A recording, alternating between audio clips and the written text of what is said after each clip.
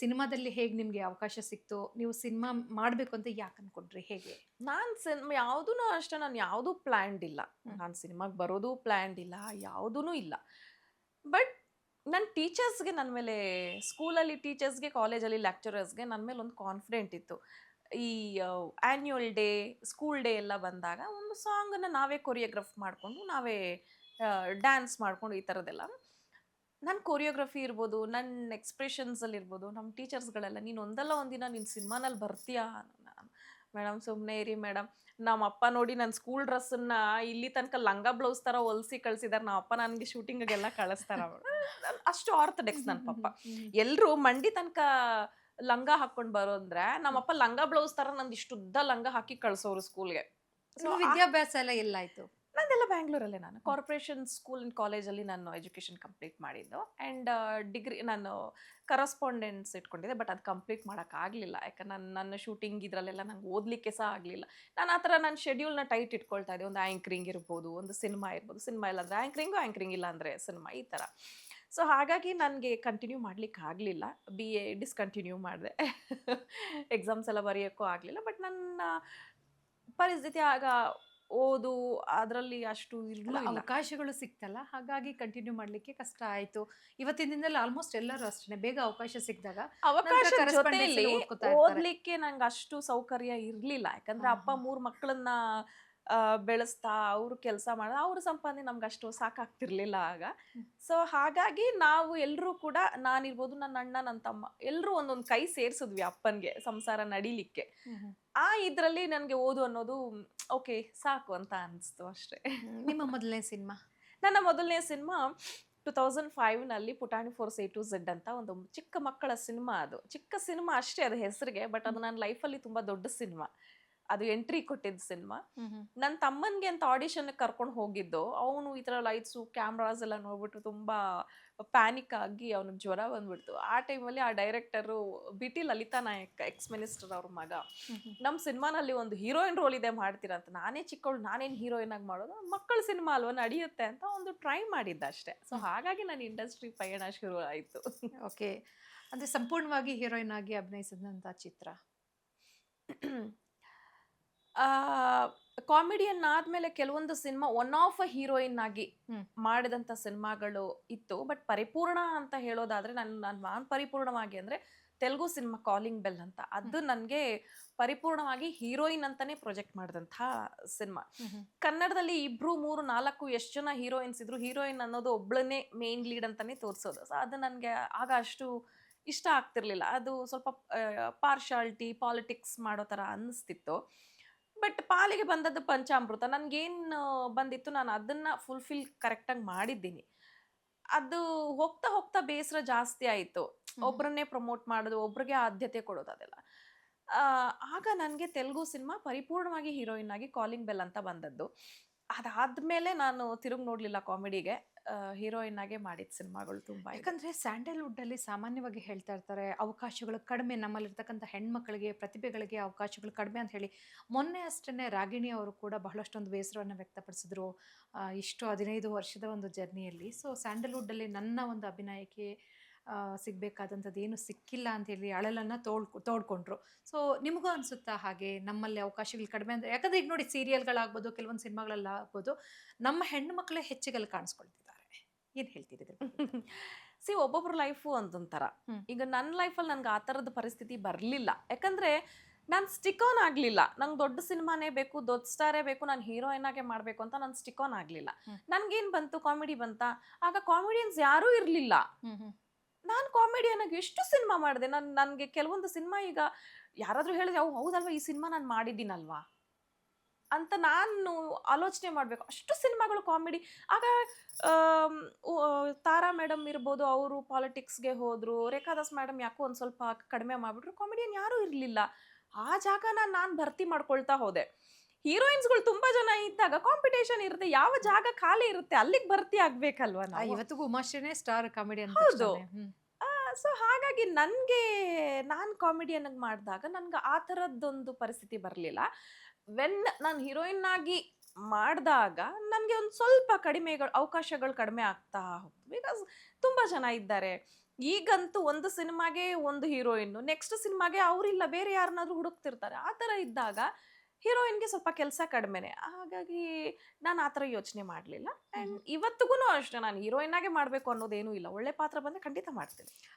ಇನ್ನು ಒಂದಷ್ಟು ನಾವು ಕಾಮೆಂಟ್ಗಳ ಬಗ್ಗೆ ಮಾತನಾಡಲೇಬೇಕು ಇವತ್ತಿನ ದಿನದಲ್ಲಿ.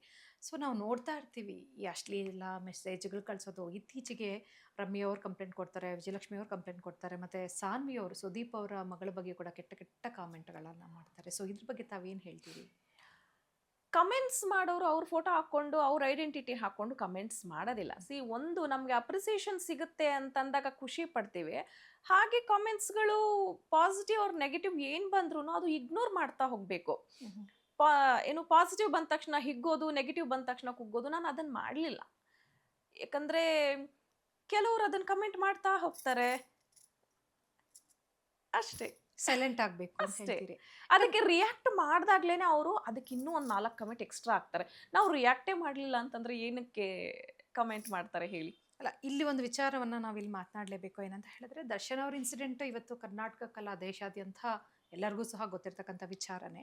ಸೊ ಆ ಸಂದರ್ಭದಲ್ಲಿ ತಮಗೂ ಸೇರಿದಂತೆ ಒಂದಷ್ಟು ಜನ ಹೆಣ್ಮಕ್ಳಿಗೂ ಒಂದಷ್ಟು ಮೆಸೇಜ್ಗಳು ಬರುತ್ತೆ. ನೀವೆಲ್ಲ ಅದನ್ನ ಇಗ್ನೋರ್ ಮಾಡ್ತೀರಿ, ನೀವು ಹೀಗಿದ್ದೀರಿ. ಆದರೆ ಪವಿತ್ರ ಗೌಡ ಅವರು ಅದನ್ನ ಇಗ್ನೋರ್ ಮಾಡದೆ ಈ ಒಂದು ಪರಿಸ್ಥಿತಿಯಲ್ಲಿ ಅವರಿದ್ದಾರೆ. ಸೊ ಇದ್ರ ಬಗ್ಗೆ ಅವ್ರ ಕಾಂಟ್ಯಾಕ್ಟು ಅವರ ಲೆವೆಲ್ಲು ಬೇರೆ, ನಾವಿದ್ದದ್ದು ಲೆವೆಲ್ಲು ನಮ್ದು ಬೇರೆ. ಈಗ ನಾವು ಈ ತರ ಯಾರೋ ಅಲ್ಲ, ಲೆವೆಲ್ಲು ಅಂತ ಬರೋದಿಲ್ಲ ಅಲ್ಲಿ, ಹೆಣ್ಣು ಹೆಣ್ಣೆನೆ. ಅದನ್ನ ಬಹಳಷ್ಟು ಒಂದು ತೋರ್ಪಡಿಸಿದ್ರೆ ಈಗ ನನ್ಗೂ ಸಿಟ್ಟು ಬರ್ತಿತ್ತು. ನನ್ನ ಮಗನೇ ನಾನು ಮೆಸೇಜ್ ಹಾಕಿದ್ದೆ, ನನ್ನ ಮಗನೇ ನೀನ್ ಯಾರೋ, ನೀನು ಸಿಗು, ನನ್ನ ಕೈಗೆ ಚಿಂದಿ ಮಾಡ್ಬಿಡ್ತೀನಿ, ಚಿತ್ರಾನ್ನ ಮಾಡ್ಬಿಡ್ತೀನಿ ಅಂತ. ನಮ್ಮ ಕೈಲಿ ಅಷ್ಟು, ಈಗ ನಾನು ಯಾರಿಗಾದ್ರು ಹೋಗ್ಬಿಟ್ಟು ನನ್ಗೆ ಇವ್ನು ಈ ತರ ಮೆಸೇಜ್ ಮಾಡ್ತಿದ್ದ, ಅವ್ನು ಎಲ್ಲಿದ್ದಾನೆ ಎತ್ತಾಕೊಂಡ್ ಬಾ ಅಂತೇಳಿ ಯಾರು ಹೋಗ್ತಾರೆ ಮ್ಯಾಮ್? ನಾವ್ ಹೇಳಿದ್ರೆ ಅವ್ರದಂದ್ರೆ ಅವ್ರ ಕಾಂಟ್ಯಾಕ್ಟ್ ಬೇರೆ, ಅವ್ರ ದುಡ್ಡು ಬೇರೆ, ಅವ್ರು ಏನು ಎತ್ತಾಕೊಂಡು ಬರೋದು, ಇನ್ನೊಂದು ಮಾಡೋದು, ಅವ್ರ ಕಡೆಯಿಂದ ಯಾರು ಅವ್ನು ಕಾಂಟ್ಯಾಕ್ಟ್ ಮಾಡೋದು, ಅದು ಬೇರೆ. ಅವ್ರ ಇನ್ಫ್ಲೂಯೆನ್ಸಸ್ ಬೇರೆ, ನಮ್ದು ಬೇರೆ. ಬಟ್ ನಾನು ಅವ್ನು ಮಾಡಿದ ತಕ್ಷಣ ನಾನು ಒಂದೇ ಮಾಡಿದ್ದು, ಬ್ಲಾಕ್ ಮಾಡಿ ಬಿಸಾಡ್ಬಿಟ್ಟೆ. ಆಯ್ತಾ? ನಾನು ಅದನ್ನೇ ಕೇಳಿದ್ದು, ಯಾವಾಗ್ಲೂ ಯಾಕೆ ಹೆಣ್ಮಕ್ಳೇ ಬ್ಲಾಕ್ ಮಾಡ್ಬೇಕು, ಗಂಡ್ ಮಕ್ಳು ಇದನ್ನ ಅನುಸರಿಸ್ಕೊಳ್ತಾ ಹೋಗ್ಬೇಕಲ್ವಾ? ಈ ತರದ್ದು ಮೆಸೇಜ್ ಬಂದಿತ್ತ? ನನಗೆ ರೇಣುಕಾ ಸ್ವಾಮಿ ಮೆಸೇಜ್ ಮಾಡ್ದಾಗ್ಲೇ ನಾನು ಅವನನ್ನ ಬ್ಲಾಕ್ ಮಾಡಿ ಹಾಕಿದ್ದೆ. ಓಕೆ. ಈಗ ಹೇಳಿದ್ರೆ ನಾನೇನೋ ಪಬ್ಲಿಸಿಟಿಗೆ ಹೇಳ್ಕೊಂಡೆ ಅಂತ ಅನ್ಕೊಬೋದು. ಬಟ್ ಅಲ್ಲ, ನಾನು ಯಾಕಂದ್ರೆ ಒಂದು ಚಾನೆಲಲ್ಲಿ ನಾನು ಅದನ್ನು ತೋರಿಸಿದ್ದೆ ಕೂಡ, ವಿತ್ ಪ್ರೂಫ್ ತೋರಿಸಿದ್ದೆ. ಇನ್ಸ್ಟಾಗ್ರಾಮಲ್ಲಿ ನೋಡಿ ಇವ್ನು ಈ ಥರ ಮಾಡಿದ್ದ, ನಾನು ಬ್ಲಾಕ್ ಮಾಡಿದ್ದೀನಿ ಅಂತ. ಅದನ್ನು ನಾನು ಇಗ್ನೋರ್ ಮಾಡಿದೆ, ಅದನ್ನು ಬ್ಲಾಕ್ ಮಾಡ್ಕೊಳ್ತಾ ಹಾಗೆ ಹೋದೆ. ನಾನು ಅದನ್ನು ಹೆಚ್ಚು ತಲೆ ಕೆಡಿಸ್ಕೊಳಕ್ ಹೋಗ್ಲಿಲ್ಲ. ಈ ತಲೆ ಕೆಡಿಸ್ಕೊಂಡಷ್ಟು ತಾನೇ ಇನ್ನೂ ಹೆಚ್ಚು ಮಾಡೋದು. ಅಂಥವ್ರು ತುಂಬಾ ಜನ ಇರ್ತಾರೆ. ಸರಿ, ಒಳ್ಳೆಯವ್ರ ಮಧ್ಯದಲ್ಲಿ ಆ ಥರ ಕೆಟ್ಟವ್ರು ಇದ್ದಾಗ ಒಳ್ಳೆಯವ್ರ ಜೊತೆ ನಾವು ನಡ್ಕೊಂಡು ಹೋದ್ರೆ ಆಯ್ತು, ಕೆಟ್ಟವ್ರದ್ದು ಯಾಕೆ ಯೋಚನೆ ಮಾಡಬೇಕು ಅಂತ ನಾನು ಬಿಟ್ಬಿಟ್ಟೆ ಅಷ್ಟೇ. ಈ ಒಂದು ಆಲೋಚನೆಯನ್ನ ಅವತ್ತು ಪವಿತ್ರ ಗೌಡ ಅವರು ಮಾಡಿದ್ರೆ, ಇವತ್ತು ಈ ಪರಿಸ್ಥಿತಿ ದರ್ಶನ್ ಅವ್ರಿಗೂ ಇರ್ತಾ ಇಲ್ಲ, ಅವರ ಒಂದು ಗುಂಪಿಗೂ ಈ ಒಂದು ಪರಿಸ್ಥಿತಿ ಇರ್ತಾ ಇಲ್ಲ. ಸೊ ಯಾವುದೇ ಒಂದು ಸಂದರ್ಭ ಆಗಲಿ, ಮೆಸೇಜ್ ಮಾಡೋಂಥವ್ರು ಅಥವಾ ಕಾಮೆಂಟ್ ಮಾಡೋಂಥವ್ರು ಎಲ್ಲದಕ್ಕೂ ಮಾಡ್ತಾರೆ. ಒಳ್ಳೆ ಕೆಲಸ ಮಾಡಿದ್ರು ಮಾಡ್ತಾರೆ, ಕೆಟ್ಟ ಕೆಲಸ ಮಾಡಿದ್ರು ಮಾಡ್ತಾರೆ, ಏನು ಮಾಡಿಲ್ಲ ಅಂದ್ರೂ ಕೂಡ ಒಂದು ಕಾಮೆಂಟ್ ಮಾಡ್ತಾರೆ, ಇದು ವೇಸ್ಟ್ ಅನ್ನೋ ಥರ. ಪರ್ಸನಲ್ ಆಗಿ ತಗೊಳಕ್ ಹೋಗ್ಬಾರ್ದು ಮ್ಯಾಮ್, ಬಿಟ್ಬಿಡ್ಬೇಕು. ತುಂಬಾ ಜನ ಇಗ್ನೋರ್ ಮಾಡ್ತಾರೆ. ಕೆಲವು ನೋಡಿದ್ರೆ ಕೆಲವು ಫೋಟೋಗಳ ಮೇಲೆ ಎಂತೆಂತ ಕೆಟ್ಟದಾಗ ನಮ್ಗೇನೆ ಒಂದ್ ಸ್ವಲ್ಪ ಬೇಜಾರಾಗ್ತಾ ಇರತ್ತೆ. ನಾನು ಆ ತರದಕ್ಕೆಲ್ಲ ತಲೆ ಕೆಡಿಸ್ಕೊಳ್ಳಲ್ಲ, ಹೋಗ್ತಾ ಇರ್ತೀನಿ ಮುಂದೆ. ನೀವು ನನ್ನ ಬಗ್ಗೆ ಇವತ್ತು ಮಾತಾಡ್ತಿದ್ದೀರಾ, ಮಾತಾಡಿ, ಯಾಕಂದ್ರೆ ನಾನಿವತ್ತು ಟಾಕ್ ಆಫ್ ದ ಟೌನ್, ಅದಕ್ಕೆ ನೀವು ಮಾತಾಡ್ತಿದ್ದೀರಾ, ಮಾತಾಡಿ ಅಂತ ಬಿಟ್ಬಿಡ್ತೀನಿ. ಇತ್ತೀಚೆಗೆ ಯಶ್ ಅವ್ರದ್ದು, ಸೂಪರ್ ಸ್ಟಾರ್ ಯಶ್ ಅವ್ರದ್ದು ಒಂದು ಸಿನಿಮಾ ಬರುತ್ತೆ. ಸೊ ಟ್ರೇಲರ್ ಎಲ್ಲ ನಾವು ನೋಡ್ತಾ ಇರ್ತೀವಿ.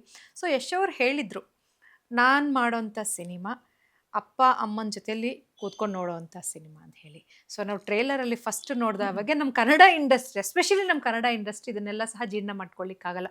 ಅವರೆಷ್ಟೇ ದೊಡ್ಡ ನಟ ಇರಬಹುದು, ಸೊ ಇಡೀ ಪ್ರಪಂಚ ಅವರನ್ನು ಬಹಳಷ್ಟು ಒಂದು ಪ್ರೀತಿಯಿಂದ ಅವ್ರು ಏನು ಕೊಟ್ಟರು ತಗೋಬೋದು. ಆದರೆ ನಮ್ಮ ಕನ್ನಡ ಇಂಡಸ್ಟ್ರಿಯಲ್ಲಿ ಈ ಥರದೊಂದು, ನಾನು ಯಶ್ ಅಂತ ಮಾತಾಡ್ತಿಲ್ಲ, ಆ ಸಿನಿಮಾದಲ್ಲಿ ಈ ತರದ ಒಂದು ಸೀನ್ ಬಂದಾಗ ಜನ ಹೇಗೆ ತೆಗೆದುಕೊಳ್ತಾರೆ? ಆಕ್ಚುಲಿ ನಾನು ಯೂಟ್ಯೂಬ್ ಸ್ಕ್ರಾಲ್ ಮಾಡ್ಬೇಕಂದ್ರೆ ತುಂಬಾ ಜನ ಟಾಕ್ಸಿಕ್ ಬಗ್ಗೆ ಮಾತಾಡ್ತಾ ಇದ್ರು. ನನ್ಗೆ ಗೊತ್ತೂ ಇಲ್ಲ ಟೀಸರ್ ಲಾಂಚ್ ಆಗಿದೆ ಅಂತ. ಬಿಕಾಸ್ ನಾನು ಮ್ಯಾಂಗ್ಳೂರಲ್ಲಿ ನಮ್ಮ ಅತ್ತೆಗೆ ಹುಷಾರಿರ್ಲಿಲ್ಲ, ಸ್ವಲ್ಪ ಸೀರಿಯಸ್ ಇತ್ತು ಅಂತ ನಾವು ಅಲ್ಲಿದ್ವಿ. ಹಾಗಾಗಿ ಏನಿರ್ಬೋದು ಟಾಕ್ಸಿಕ್ ಅಲ್ಲಿ ನೋಡೋಣ ಅಂತ ಆಗ ಯೂಟ್ಯೂಬ್ ಆನ್ ಮಾಡಿ ನೋಡಿದಾಗ ಒಂದು ಸ್ಪೆಷಲಿ ಆ ಶಾರ್ಟ್ ಒಂದು ಸ್ವಲ್ಪ ವಲ್ಗರ್ ಅಂತ ಅನ್ನಿಸ್ತು. ಬಟ್ ನಾನು ಯಶ್ ಯಾಕೆ ಈ ಥರದ್ದು ಇದು ಒಪ್ಕೊಂಡ್ರು? ಅಟ್ಲೀಸ್ಟ್ ಸಿನಿಮಾನಲ್ಲಿದ್ರೆ ಅದು ಸೆಕೆಂಡರಿ, ಟ್ರೈಲರ್ಗೆ ಹಾಕ್ಸ್ಬಿಟ್ಟಿದಾರಲ್ಲ, ಅಂದರೆ ಅದನ್ನ ಅಪೋಸ್ ಮಾಡ್ಬೋದಿತ್ತಲ್ವ ಅಂತ ಮನ್ಸಲ್ಲಿ ಅನ್ಕೊಂಡೆ.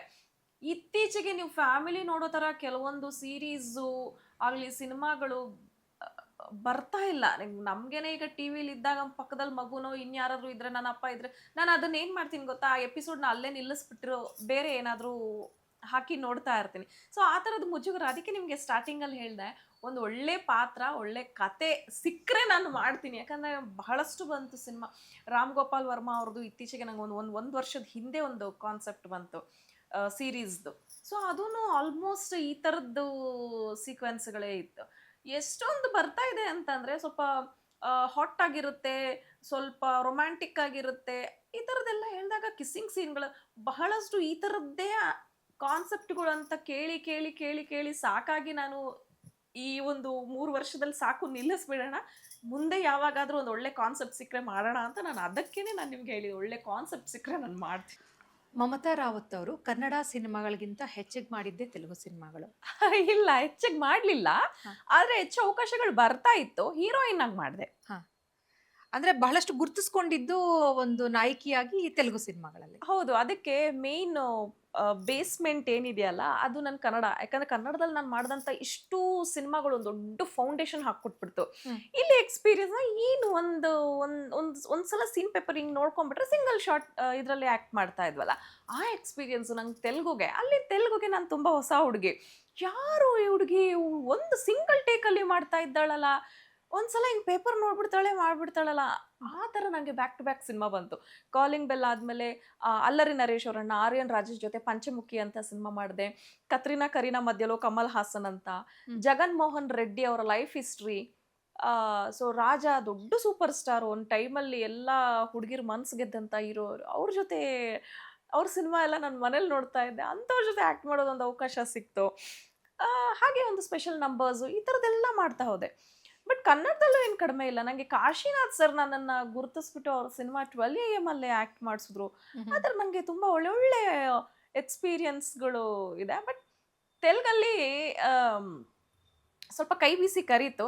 ಕನ್ನಡ, ತೆಲುಗು, ತಮಿಳ್, ಮರಾಠಿ, ಸ್ವಲ್ಪ ಇಂಗ್ಲಿಷು, ಸ್ವಲ್ಪ ಹಿಂದಿ, ಸ್ವಲ್ಪ ಉರ್ದು, ಈಗ ಹೊಸದಾಗಿ ತುಳು ಭಾಷೆ.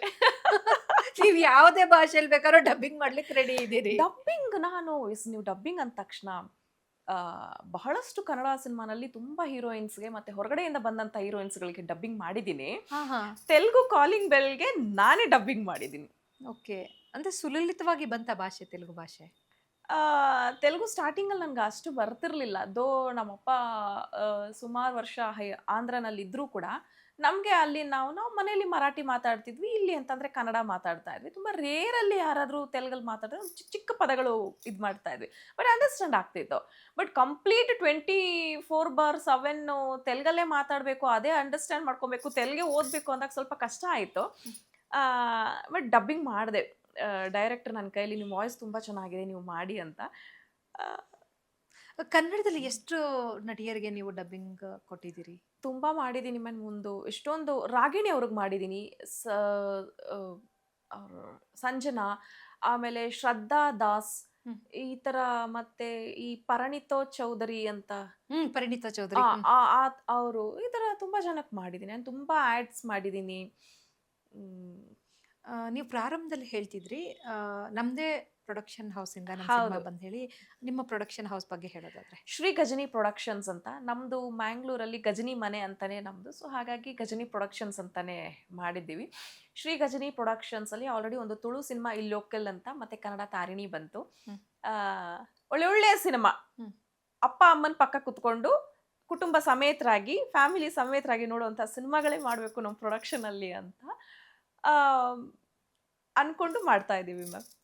ಯಾಕೆ ನಾನು ಇದು ಹೇಳ್ದೆ ಅಂದ್ರೆ, ನೀವು ಆಗ್ಲೇ ಟಾಕ್ಸಿಕ್ ಬಗ್ಗೆ ಹೇಳಿದ್ರಲ್ಲ, ಕೆಲವೊಂದನ್ನ ಫ್ಯಾಮಿಲಿ ಪಕ್ಕ ಕೂತ್ ನೋಡೋಕ್ಕಾಗಲ್ಲ. ಆದರೆ ನಮ್ಮ ಪ್ರೊಡಕ್ಷನಲ್ಲಿ ಆ ಥರದ್ದು ಸಿನಿಮಾ ಬರಬಾರ್ದು ಅನ್ನೋದು ನಮ್ಮದು ಮೊದಲನೇ ಉದ್ದೇಶನೇ. ನಾವು ಯಾವುದೇ ಡೈರೆಕ್ಟರ್ ನಮಗೆ ಕತೆ ಹೇಳಕ್ಕೆ ಬಂದಾಗಲೂ ನಾವು ಅವ್ರಿಗೆ ಅದನ್ನೇ ಹೇಳಿದ್ದು. ಈವನ್ ತಾರಿಣಿ, ಇಲ್ಲೋ ಕೂಡ ಅಷ್ಟೇ. ಈಗ ಒಂದು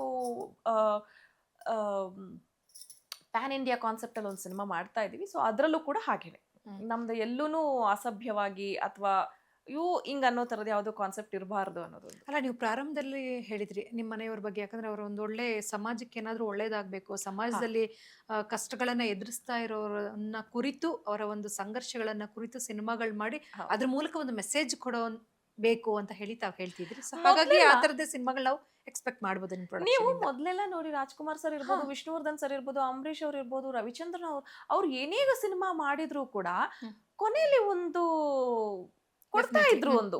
ಇದು ಹಿಂಗೇನೆ ಆ ಥರ ಒಂದು ಸಂದೇಶ ಇರ್ತಾ ಇತ್ತು. ಈಗ ಯಜಮಾನ ಸಿನಿಮಾ ನಾನು ಯಜಮಾನ ಸಿನಿಮಾ ನೋಡಿದ್ಮೇಲೆ ನನಗೆ ಅನ್ನಿಸ್ತು ಯಜಮಾನ ಸಿನಿಮಾ ಥರನೇ ನಾನೊಂದು ಜಾಯಿಂಟ್ ಫ್ಯಾಮಿಲಿಗೆ ಮದುವೆ ಮಾಡ್ಕೊಂಡು ಹೋಗಬೇಕು, ಇದೇ ಥರದಲ್ಲಿ ಇರಬೇಕು. ಆ್ಯಂಡ್ ಲಕ್ಕಿಲಿ ನಂಗೆ ಅದೇ ಥರದ ಕುಟುಂಬ ಸಿಕ್ತು. ಅಂದರೆ ಅದೊಂದು ನೋಡಿ ಒಂದು ಒಂದು ಒಳ್ಳೆ ಅನುಭವ ಅದು. ಒಂದು ಈ ಥರ ಸಿನಿಮಾ ನೋಡ್ಬಿಟ್ಟು ಈ ಥರದ್ದೇ ಇರಬೇಕು ಅನ್ನೋ ಥರದ ಆಗಿನ ಕಾಲದಲ್ಲಿ ಇರ್ತಿತ್ತು. ಇತ್ತೀಚೆಗೆ ಯಾವ್ದಾದ್ರು ಸಿನಿಮಾ ನೋಡಿದ್ರೆ ಅದನ್ನ ಫಸ್ಟ್ ನಾನು ನೋಡ್ಕೊಂಡ್ ಬರ್ತೀನಿ, ಅಷ್ಟೇ. ಆಮೇಲೆ ಚೆನ್ನಾಗಿದ್ರೆ ನಿನ್ನನ್ನು ಕರ್ಕೊಂಡು ಹೋಗ್ತೀನಿ, ಆ ಥರ ಹೇಳೋದೇ ಹೆಚ್ಚು. ಸುಮನ್ ಟಿವಿ ಕನ್ನಡದಲ್ಲಿ ಜಾಹೀರಾತು ನೀಡಲು ಸಂಪರ್ಕಿಸಿ 9686376663.